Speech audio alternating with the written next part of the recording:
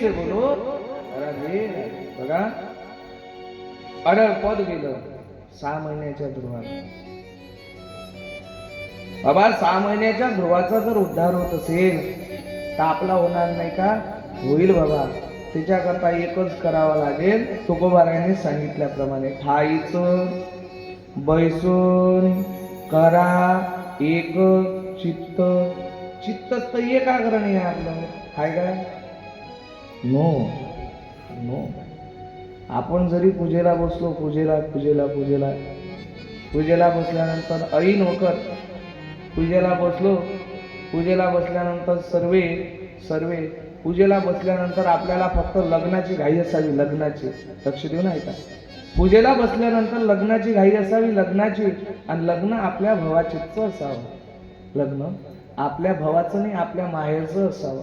लग्न आपल्या माहेरचं असावं आणि आपण पूजे करता बसावं. अशा वेळेस आपली पूजा कशी असते पूजा? सगळे देवपाठातले देव गंगाळात येतात आणि गंगाळात एकाच गंगाळात सगळे देव आंघोळ करतात. सगळे देव येतोय नाही. त्याच्यातले हलके फुलके देव तसेच तरंगतात. उचलला की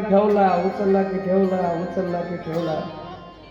त्याला कधी दुपट्टा नसते, कधी नॅपकिन नसते, कधी टावेल नसते. तो तसाच असतो. आणि आपण हो अशा घाईमध्ये आपण ती देवाची पूजा करत असताना बाबा एकच कुंकाचं भोग घ्यायचं, सगळ्या देवांना लावायचं. सगळ्या देवांना लावायचं. परिस्थिती आहे. आपला देव एकाग्र चित्तानं होऊ शकत नाही महाराज. काय आपलं चित्त एकाग्र होईल?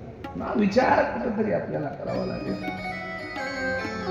एकाग्र चित्ताने 6 महिन्यामध्ये देवाची प्राप्ती करून घेतली दुर्बाळाने. आपल्याला त्याच पद्धतीनं जीवन जगायचं आहे आणि त्याच पद्धतीनं भगवान परमात्म्याला प्राप्त